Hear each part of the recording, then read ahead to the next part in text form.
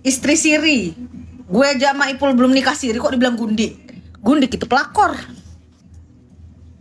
Tutup nih pintunya.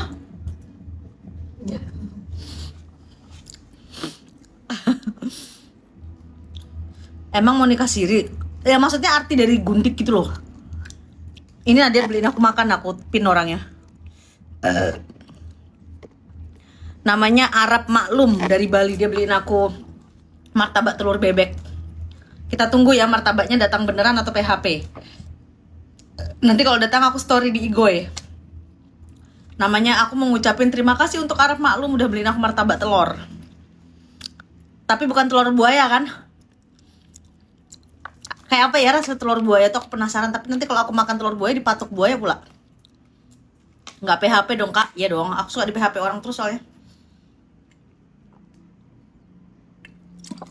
Kok kamu pakai nanya gimana cara mencintai diri sendiri?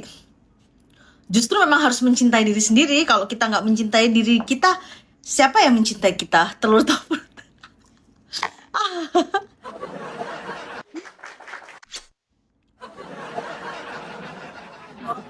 Telur tofut katanya, ya ampun. Duta Garmek ini, ya dong. Aku dikirimin martabak loh. Sama Arab Maklum Bali, martabak telur. Kamu lucu loh Lina Mukherjee. Ya, lucu sih ya. Aku gak pernah insecure padahal aku gemuk loh. Aku gak gila-gila cantik kayak operasi gitu, enggak. Kayak aku merasa gini loh, kalau aku operasi belum tentu aku dicintai laki-laki. Kalau aku langsing belum tentu aku viral. Kalau aku nggak toe fruit belum tentu aku nggak viral. Kalau nggak garuk-garuk belum tentu viral. Jadi kayak aku tuh ya udahlah, mengikuti arus aja gitu, jadi diri sendiri aja.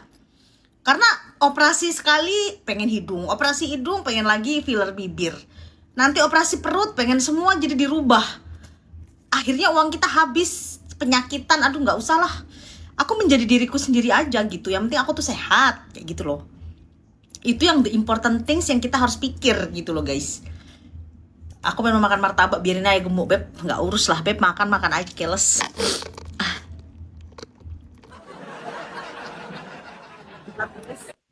Nanti aja lah kapan-kapan dibaptis. Kamu tuh kapan sih bahas-bahas agama, baptis ini itu, nanti di penjara lagi. Udahlah, jangan ngomong-ngomongin yang sensitif kayak gitu. Kita kan negara Pancasila ya, Bhinneka Tunggal Ika. Jadi jangan pernah ngebahas yang sensitif terhadap agama gitu loh. Kan kalian tahu kasus aku. Jadi ya udahlah, mending kita bahas tovrut, garuk-garuk, segala sesuatu yang menyenangkan gitu loh. Kalau soal agama itu menurut aku tuh adalah segala sesuatu yang sensitif, dan itu adalah urusan pribadi sih. Nggak bagus gitu loh kayak pakai nanya dibaptis atau apa. Kamu kan tahu aku kan bukan orang Kristen. Kok nanya aku dibaptis pula? Kalau nggak nanya babi, nanya baptis, nanya kayak gitu-gitu yang menurut aku nggak penting pertanyaan deh. Mending nanya ular aja gitu loh. Kak Lina babinya berapa? Besok kemana tergantung yang ngajak sih aku. Ada yang ngajak aku makan nasi tempong Indra besok.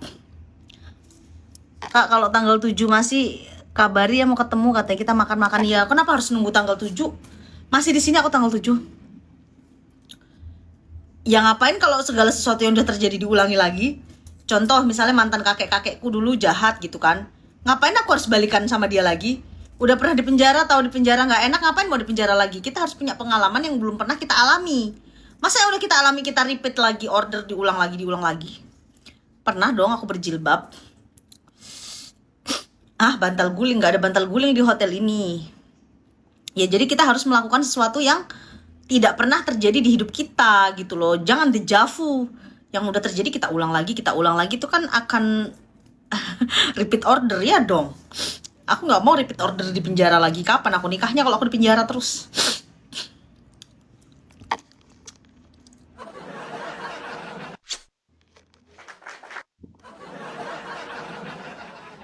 Sama Kamari nggak kenal aku. Maksudnya aku nggak pernah kenal secara personal gitu. Jadi ya nggak bisa ketemu lah kalau nggak kenal. Mungkin for the next time kalau bisa kenal bisa ketemu. Maksudnya aku nggak pernah ketemu gitu loh. Aku nggak mau loh DM orang dulu, yuk kita ketemuan gitu, malu aku. Kalau diajak ketemu follower, aku tuh jarang loh. nge-DM artis atau apa gitu atau influencer, aku mending ketemu follower aja.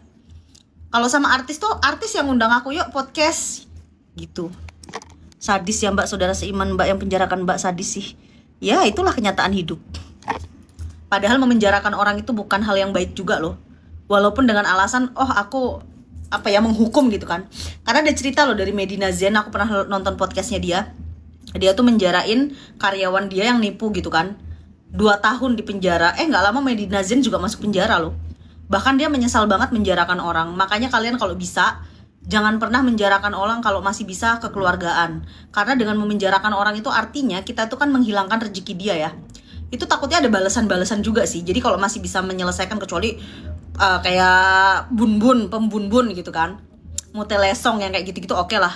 Atau nipunya miliaran, tapi kalau masih kayak kesalahan kerugian orang masih 100.000, habis itu yang masih bisa dimaafkan secara manusia, kan Tuhan aja pemaaf ya.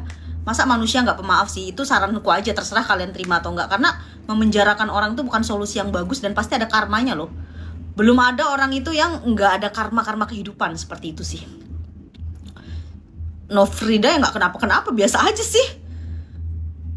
Kan yang beritain bukan gue, TV. Jadi biasa aja, kalian aja heboh. Setuju Mbak hukum? Ya makanya jangan pernah kalian memenjarakan orang selagi orang itu masih bisa kekeluargaan. Karena apa ya? Dulu waktu di penjara nih aku ada cerita ya, orang itu suka menjarain orang yang 100.000, yang kesalahan kecil-kecil nggak lama mati loh, metong. Adalah hukum karma alam, nggak bagus. Mau artinya efek jera atau apa, kalau memenjarakan orang artinya lu mematikan rezeki orang tersebut. Pasti kamu dapat karma kehidupan. Jadi waktu di penjara tuh kita suka sharing kan sama orang kalau kesalahannya itu kayak masih sepele. Contoh, ditipu 100.000, dicolong 100.000 yang kayak gitu-gitu. Terus kayak misalnya berantem mulut, nggak usah lah. Nggak semua itu harus penjara kok. Kalian kan Tuhan aja pemaaf ya, kita juga harus bisa memaafkan orang lain. Aku tuh juga sering loh disakitin netizen. Bahkan aku dituduh macem-macem sama netizen, dikata-katain keluargaku. Tapi kamu boleh lihat track record aku tidak pernah melaporkan netizen ke polisi. Kenapa? Bukan aku nggak mampu atau nggak punya uang ngelaporin orang, tapi nggak penting juga. Tuhan yang Maha Esa aja pemaaf loh. Jadi aku selalu memaafkan siapapun. Bukan aku sok suci sih, tapi aku selalu memaafkan siapapun yang salah sama aku. Karena aku juga sering salah sama orang. Itu kalau prinsipku sih. Aku suka berdamai. Kalau aku nggak suka orang, mending menjauh daripada ngelaporin dia ke polisi gitu sih. Mbak Lina pinter ya. Ya nggak bagus Beb menjarain orang, karena kasihan orang itu nanti nasibnya malang, dia nggak punya kerjaan, siapa tahu keluarganya ada yang dikasih makan dia tulang punggung. Mematikan rezeki orang itu bukan hal yang baik untuk kita loh. Berarti kita jahat loh, kayak gitu sih. Terima kasih Kurinisa, makasih Yul gitu. Jadi manusia itu yang benar-benar bijaksana sih. Nggak semua hukuman manusia itu kan harus penjara lah, harus ini kan nggak juga. Orang tuh akan mendapatkan balasan dari Tuhan masing-masing. Terima kasih Anila. Ngomong apa kau yang baru datang, kau nggak tahu kita cerita apa. Aku suka sama Lina Mukerja, orangnya bijaksana ya, nggak harus. Ya kalian tuh jangan pernah Beb melakukan hal-hal itu yang tega sama orang gitu loh. Kalian tuh harus jadi manusia yang memanusiakan orang lain loh. Gue hidup loh. Orang lain tuh gak boleh kita sakiti kayak gitu sih. Pegang kata-kata dia, pegang kata-kataku. Pernah gak aku ngelabrak hater? Kalian lihat dari di persosmedan ya, orang ngatain aku gak pernah aku bales loh. Setiap orang yang komen jelek aku biarin, bahkan aku kasih love. Kemarin satu-satunya orang aku bales, dia tuh menfitnah aku loh. Katanya aku di penjara tuh sok kaya, sok ratu, sok ini, sok itu. Langsung aku bilang, sok kaya gimana? Aku aja selalu berbagi selama di penjara, aku gitu aja aku bales. Aku selalu kasih mie, selalu kasih uang, selalu kasih hand body. Jadi aku tidak pernah merasa sok kaya, biasa aja, aku malah gak punya apa-apa. Itu aku balas kalau yang kayak gitu. Tapi kalau yang cuman ngomongin badan lah, udah beranak, ini gedubrus, yang gak usah denger, gak usah nonton, kamu gak apa-apa loh. Aku gak punya pacar, kan kamu tahu gak ada yang mau sama aku. Aku kan gak cantik. Kak Lina, aku ngelamar kerja belum ada loker, say. Gak usah diladenin ya.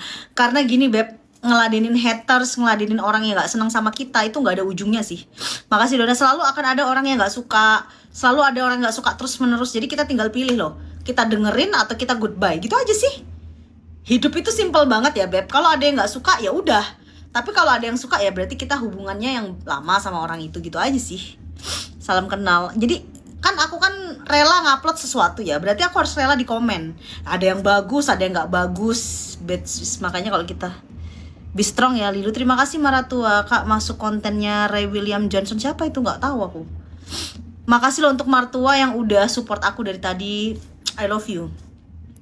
Makasih Kak Ian. Intinya ya gitulah hidup ya. Kak ke pantai lagi dong Kak katanya. Pinter ya Kak Lina Mukherjee. Kak Lina meet up yuk. Boleh aja kalau mau meet up, apalagi mau endorse gitu boleh. Siapa tahu usaha kalian bisa lancar jaya. Ya pegang aja perkataanku. Memang aku pernah ngelaporin hater? Nggak pernah kan? Kak Bule banyak yang suka. Makasih Ratna. Sekarang aku tanya nih Ratna, Yul, selama follow aku pernah nggak aku lapor polisi buat hater? Aku tidak pernah melaporkan hater. Aku tidak pernah melaporkan orang yang benci sama aku. Orang namanya benci tuh nggak bisa dipaksa suka loh. Orang nggak suka, masa kita paksa suka? Ya biar aja. Nggak pernah, nggak mau memang. Buat apa sih?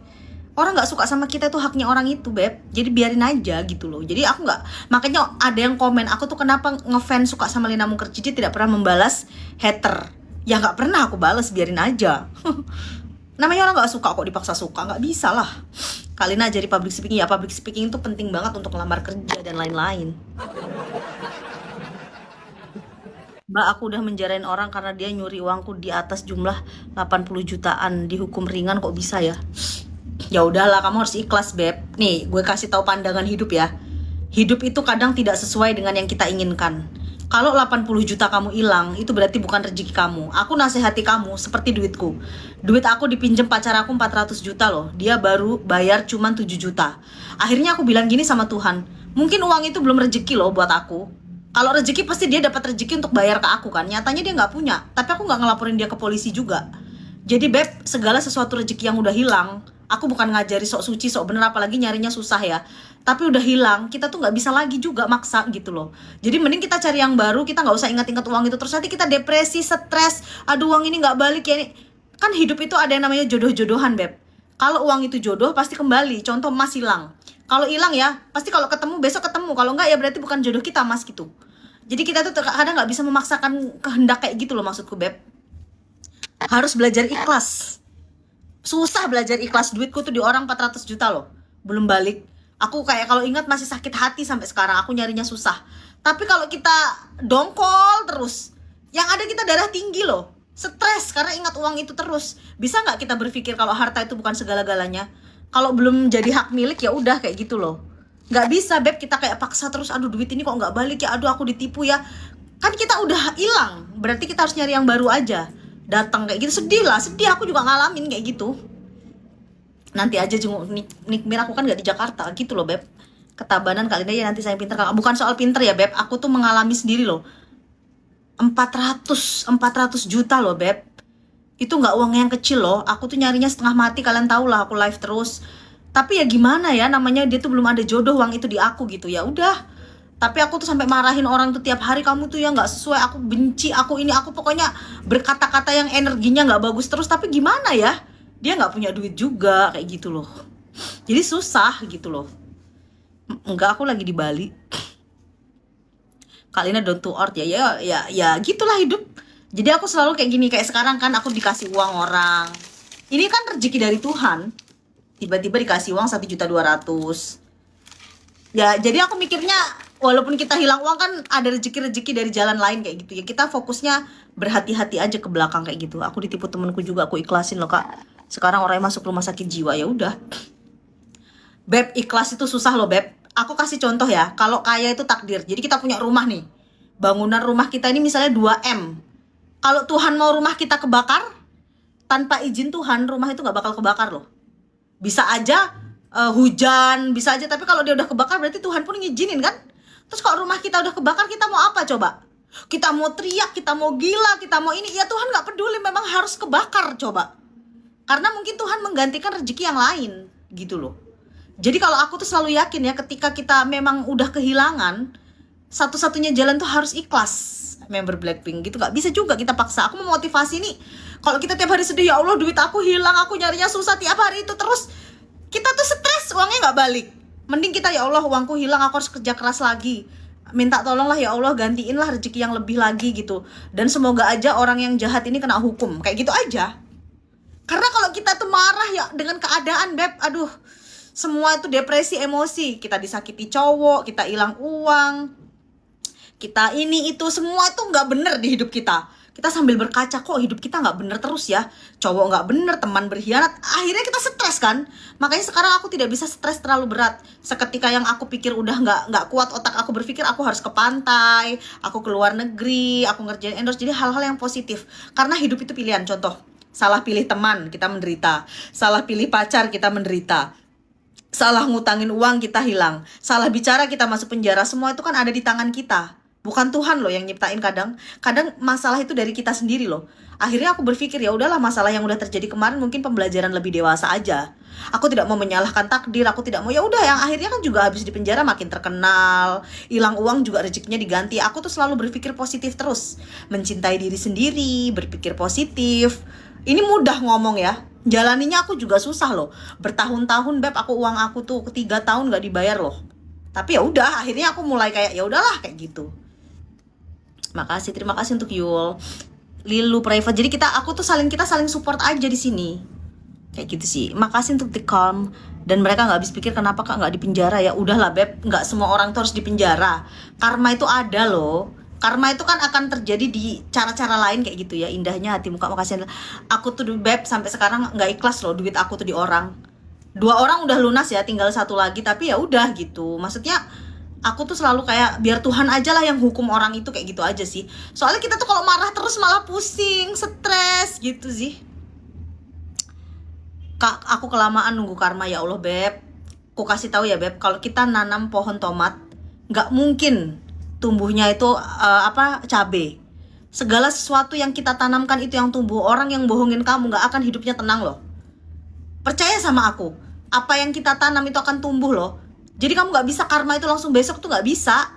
Pasti segala sesuatu kita baik aja dibalas baik, apalagi jahat, ada balasannya gitu loh. Aku percaya dengan seperti itu sih. Ya kalau kamu bilang kelamaan karmanya, itu harus diapain orang itu coba? Di penjara, kalau dia nipu lagi keluar dari penjara. Gak akan mempengaruhi. Beb, yang namanya penipu beb, aku pernah di penjara loh. Di penjara tetap aja nipu orang lain. Tidak akan bisa merubah, kecuali Tuhan yang menghukum. Jadi menurut aku pribadi, karma-karma kayak gitu, kau rugi-rugi waktu menjarain, udahlah jauhi aja orang yang nipu kamu itu, cari uang lagi aja. Iya, nggak jaminan. Iyalah. Lilu kangen siapa sih ini, si Private ini bilang kangen pakai akun ini. Makasih. Martabaknya mana tadi yang dijanjiin, nggak ada muncul-muncul. Soalnya bulu mataku ini palsu, jadi aku lepas. Sekarang nggak pakai bulu mata nih gue. Kak minta kerjaan. Enggak, Kak, nggak ke Surabaya. Sebenarnya aku tuh diundang di Surabaya, beb. Tapi tiba-tiba orangnya kena musibah. Nggak jadilah aku ke Surabaya.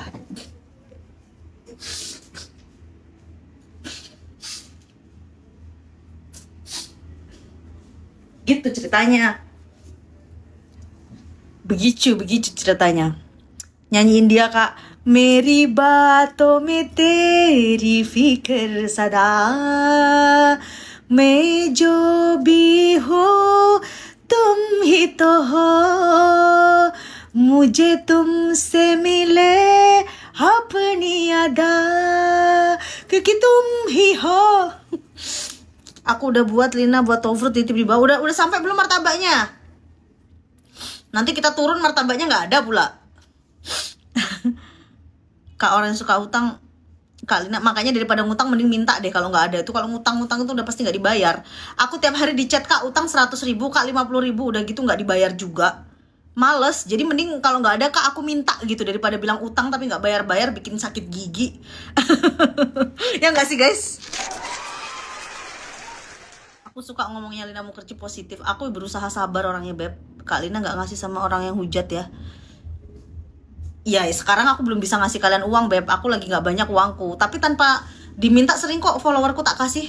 Coba lihat orang-orang yang follow IG aku kasih 100, 500 kalau ada. Kalau sekarang aku lagi gak ada, kamu minta, aku gak bisa kasih kalau sekarang. Aku lagi gak banyak uang soalnya. Halo Lombok, kalau ada mah gak usah kalian minta, semua netizen untuk bagi-bagi. Sekarang aku lagi gak ada. Kak Lina aneh gak sama orang yang suka hujat tapi masih sok baik? Udahlah beb, semua manusia tuh pasti sok baik. Jadi biarin aja. Yang tahu dia baik beneran nggak kan cuma Tuhan ya. Jadi ya udah. Orang pura-pura baik ya kita pura-pura baik juga. Orang acting ya kita acting juga. Iya aku masih di Bali sayang. Aku ada di premiere Seminyak Hotel. Susah lah di hotelnya disebut namanya pula. Ya jadi buat apa kita harus mau tahu orang itu suka beneran nggak ya, orang tuh baik, itu menurut aku nggak perlu lah. Yang penting kita baik gitu loh. Kak, konten lagi nail art dong. Ah, nanti dihujat katanya nggak bener Lina Mukherjee masang nail art gitu-gitu, jadi males gue. Aku juga kan nggak jago-jago banget sih nail art, beb, tapi ya ini lumayan lah hasil karya kan. Kak, tips percaya diri tuh nggak pakai tips, itu adalah dari hati kita sendiri dan kemauan kita sendiri sih, gitu. Apa pelajaran yang dapat Mbak ambil selama di LPP nih katanya? Pelajaran yang aku ambil itu, aku merasa kayak uang itu nomor satu sih. Artinya kalau kita nanti udah nggak di penjara itu kita harus bisa menghemat, karena pas kita di penjara nobody care, dan juga kita bisa jadi miniatur dunia yang kita bisa komunikasi dengan orang-orang yang punya trouble berbeda-beda, meningkatkan kesabaran di penjara, karena kita di penjara itu pasti tidak dihargai ya, karena kita dianggap napi gitu kan.